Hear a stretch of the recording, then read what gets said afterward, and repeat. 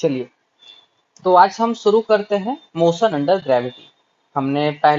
मैंने पिछले लेक्चर में बताया था कि हम लोग नेक्स्ट लेक्चर से हमारा मोशन अंडर ग्रेविटी वाला पार्ट स्टार्ट करेंगे। वन डी मोशन का मैंने क्वेश्चंस भी काफी कुछ करवा दिया है। वन डी मोशन में इक्वेशंस के बारे में हमने एप्लीकेशन भी दिखा दिया आपको कि कैसे अप्लाई कर सकते हैं उन सारे इक्वेशंस को।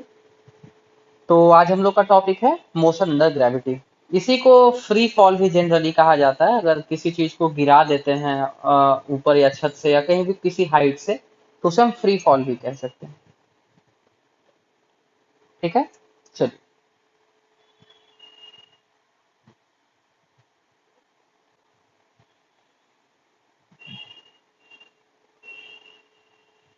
स्टार्ट कर। तो मोशन अंडर ग्रेविटी होता क्या है, पहले ये समझते हैं। तो when an object moves under the effect of gravity only, then the type of motion is called motion under gravity.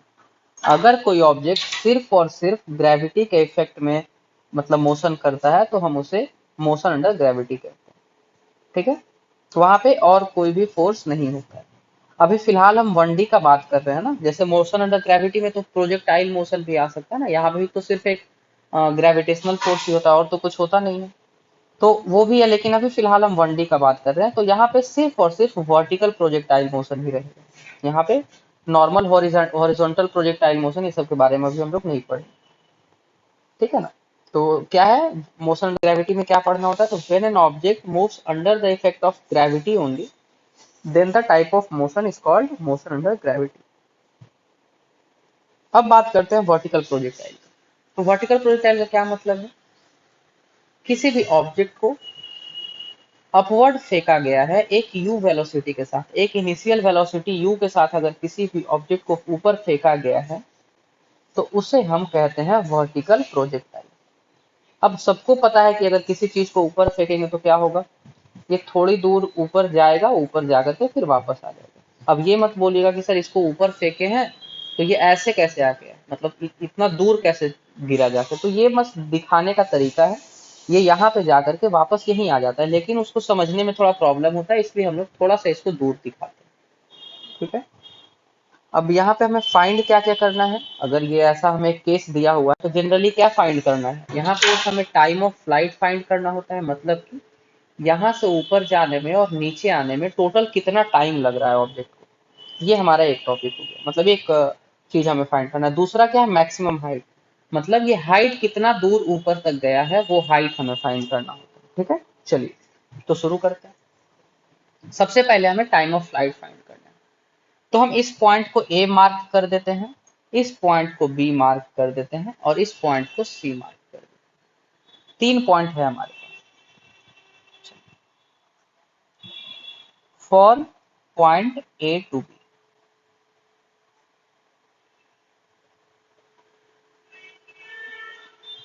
अब देखिए, सबको पता है कुछ कुछ चीज मैं पहले यहाँ पे लिखता हूँ। यहाँ पे अगर वेलोसिटी का मैं बात करूँ तो ये जीरो होता है ना। हाईएस्ट पॉइंट पे तो वेलोसिटी जीरो होता है ना। और एक चीज क्या है, मान लेते हैं कि ऊपर जाने में अगर टाइम t1 लग रहा है तो ये भी पक्का बात है कि वापस आने में भी टाइम t2 ही लगता है। अगर दोनों सेम हाइट पे है तो जितना देर इसको ऊपर जाने में लग रहा है उतना ही देर इसको नीचे आने में भी लगेगा, अगर वहां पे किसी तरीके का एयर का कोई हिंड्रेंस नहीं है तो, है ना। तो ये हमारा बेसिक सा कॉन्सेप्ट है। तो from point A to B अभी हम बात करते हैं। तो यहाँ पे हम ये वाला इक्वेशन यूज कर सकते हैं, v equal to u plus a t. अब यहाँ पे देखते हैं क्या क्या गिवन है। गिवन हमारे पास है final velocity zero, initial velocity जो है that is equal to u, और एक्सीलरेशन जो है वो है माइनस जी। माइनस जी क्यों है, क्योंकि हमने यहाँ पे इस डायरेक्शन को पॉजिटिव लिया है तो एक्सीलरेशन नीचे की तरफ है, तो ये निगेटिव हो गया। चलिए अब इसमें वैल्यू पुट करते हैं। तो final velocity zero, initial velocity क्या है u माइनस जी, और टाइम है t1। तो यहाँ से अगर हम t1 का वैल्यू निकालना चाहें तो ये हो गया u बाई जी।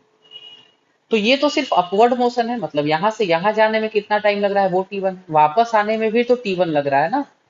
तो अगर हम टोटल टाइम ऑफ फ्लाइट का बात करें यहाँ पे, टोटल टाइम ऑफ फ्लाइट तो ये हो जाता है 2t1, that is equal to 2u। तो फाइनली हमारे पास टाइम ऑफ फ्लाइट का क्या फॉर्मूला आया, 2u बाई।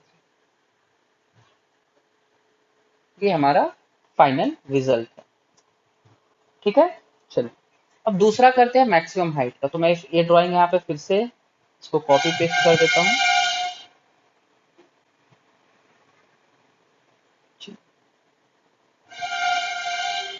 तो यहाँ पे फिर से इसको स्टेप बाय स्टेप सॉल्व करते हैं। तो अगर हमें फाइनल मैक्सिमम हाइट चाहिए तो कौन सा इक्वेशन यूज करें।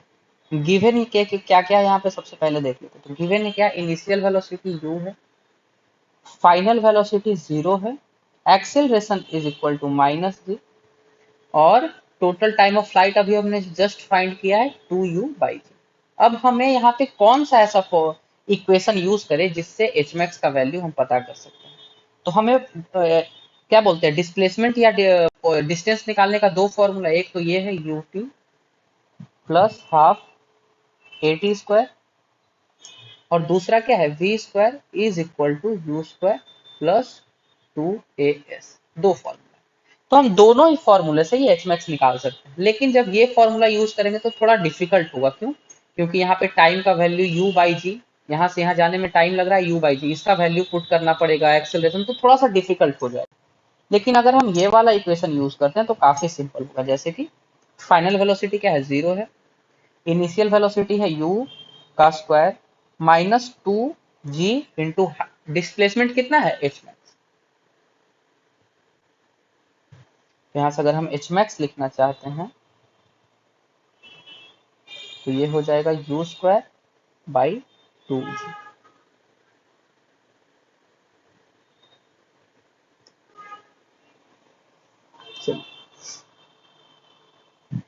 ये हमारा बेसिक सा प्रोजेक्टाइल, वर्टिकल प्रोजेक्टाइल इसको कहते हैं, जहाँ पे एक क्या बोलते हैं, एक हॉरिजॉन्टल लेवल से किसी चीज को फेंका जाता है और वो उसी हॉरिजॉन्टल लेवल पे आ जाता है। मतलब इसे यहाँ से फेंका गया और वापस वहीं पे आ जाता है। तो ये एक नॉर्मल सा वर्टिकल प्रोजेक्टाइल का एग्जाम्पल था।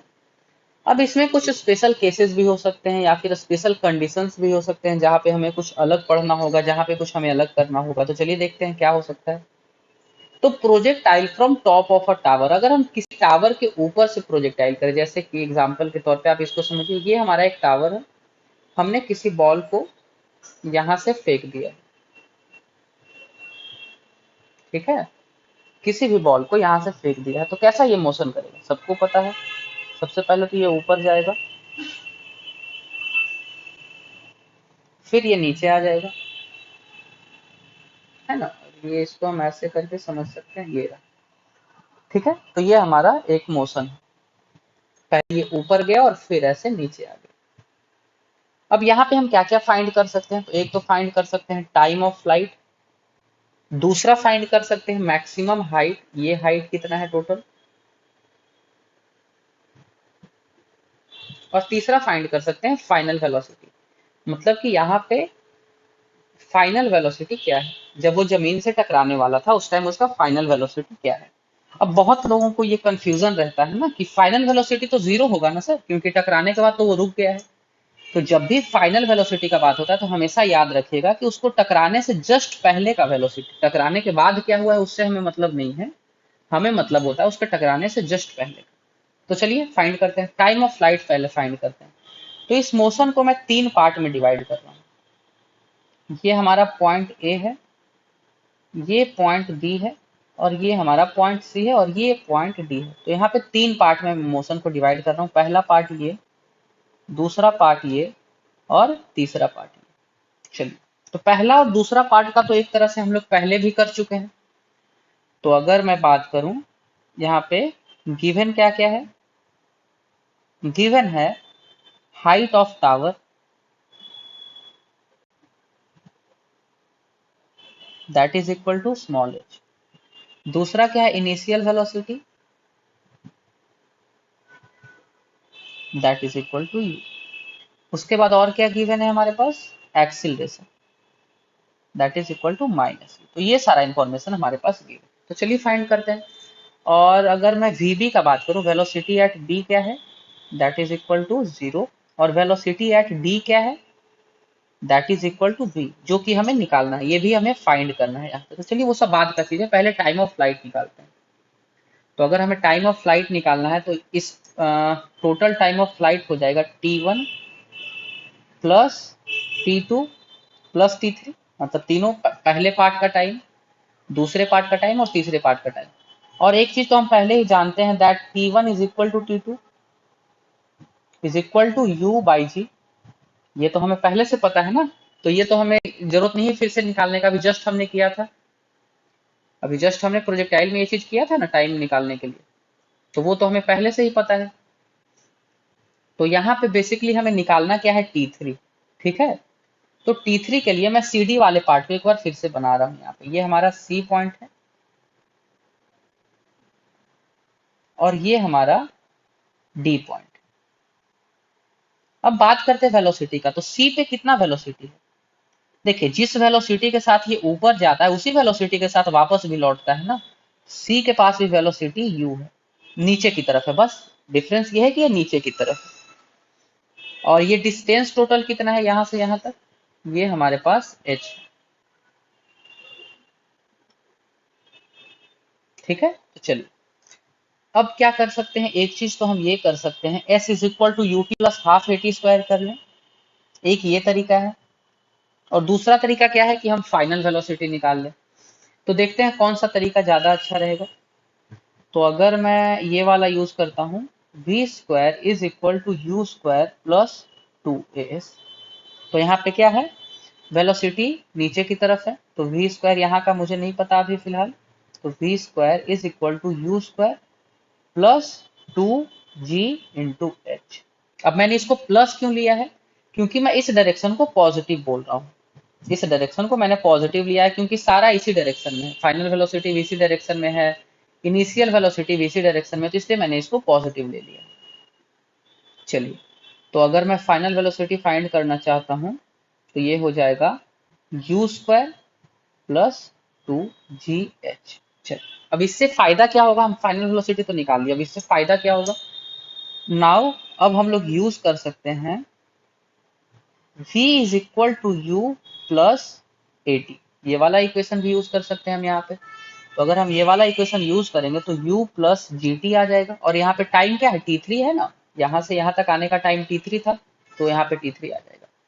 तो फाइनल वेलोसिटी हमें पता है u square plus 2gh minus u divided by जी।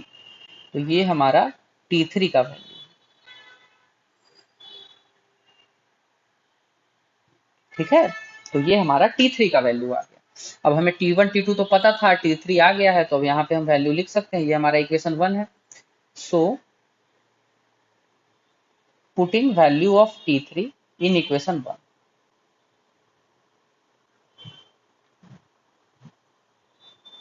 अगर हम इक्वेशन 1 में पुट करते हैं T3 का वैल्यू तो क्या होगा,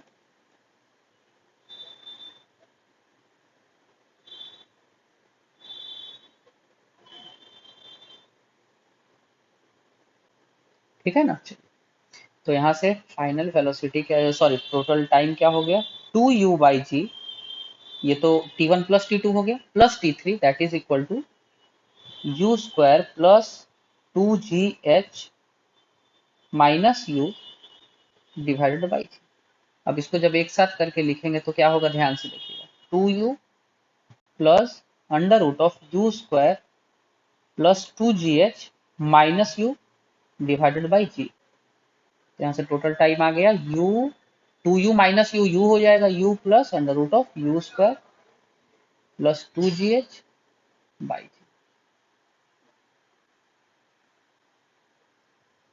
ये हमारा फाइनल टोटल टाइम आ गया। अब टोटल टाइम के अलावा हमें निकालना क्या क्या था, मैक्सिमम हाइट। तो मैक्सिमम हाइट के लिए मैं फिर से इस बार इसको नीचे कर लेता हूँ एक बार।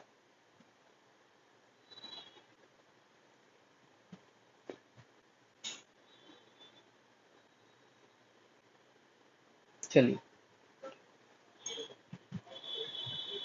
मैक्सिमम हाइट,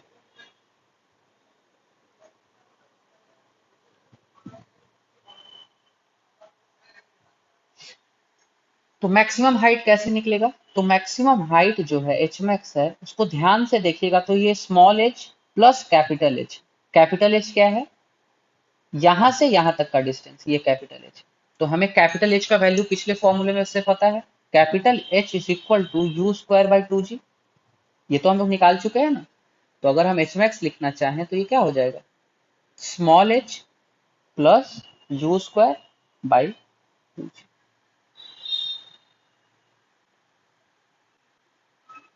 ये हमारा एच मैक्स का वैल्यू है। तीसरा हमें क्या फाइंड करना है, फाइनल वेलोसिटी।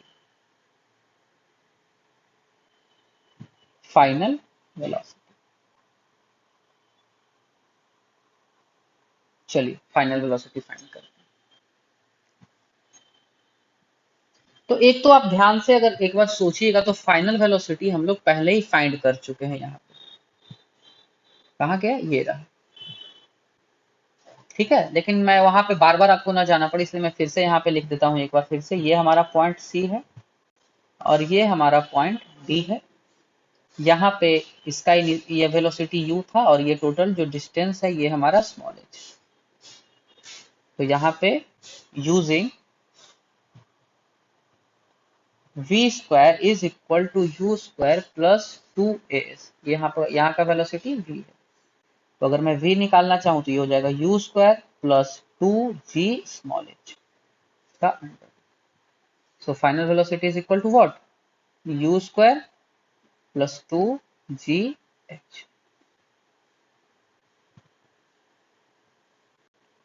ठीक है, तो हमने तीनों क्वांटिटीज यहाँ पे फाइंड कर लिया, टाइम ऑफ फ्लाइट, उसके बाद मैक्सिमम हाइट और थर्ड में हो गया हमारे पास फाइनल वेलोसिटी। अब इसी का दूसरा केस क्या है कि अगर वो इनिशियल वेलोसिटी नीचे की तरफ फेंक कर दे, मतलब कोई नीचे फेंक रहा है बॉल को ऊपर ना फेंक करके नीचे फेंक रहा है, तो यहाँ पे भी हमें टाइम ऑफ फ्लाइट और बेसिकली यहाँ पे टाइम ऑफ फ्लाइट और फाइनल वेलोसिटी निकालना है। तो पहला हमारे पास क्या है, टाइम ऑफ फ्लाइट। तो यहाँ पे 2-3 पार्ट में ब्रेक नहीं करना पड़ेगा, एक ही पार्ट से आ जाएगा। तो अगर यहाँ पे भी हम लोग पहले फाइनल वेलोसिटी निकालें ना तो ज्यादा इजी रहेगा पिछले केस की तरह। चलिए फाइनल वेलोसिटी पहले निकालते हैं। सो फाइनल वेलोसिटी, तो अगर आप ध्यान से समझिएगा तो पिछले वाले क्वेश्चन का ये पार्ट है, ये थर्ड वाला पार्ट है। तो initial v square is equal to u square plus 2g 2as, ऐसा एक फॉर्मूला है हमारे पास। यूजिंग ये फॉर्मूला हम लोग यूज कर रहे हैं यहाँ पे। तो अगर हमें फाइनल वेलोसिटी चाहिए तो ये हो जाएगा इनिशियल वेलोसिटी प्लस 2gh। ठीक है, इसके बाद अगर वी एफ फाइनल वेलोसिटी लेते तो सिर्फ इसका अंडर रूट ले लेंगे, यू स्क्वायर प्लस 2g। तो ये हमारे पास फाइनल वेलोसिटी आ गई। अब हमें क्या करना है, अब हमें टाइम ऑफ फ्लाइट निकालना है। तो अगर हम टाइम ऑफ फ्लाइट निकालना चाहते हैं, टाइम ऑफ फ्लाइट t, अगर हम ये निकालना चाहते हैं तो यूज कौन सा इक्वेशन करेंगे, using v is equal to u plus a t. तो फाइनल वेलोसिटी क्या है, u square plus 2gh is equal to u plus g into time of flight. तो यहाँ से अगर t का वैल्यू लिखना चाहें तो ये हो जाएगा you square plus 2gh minus u divided by g।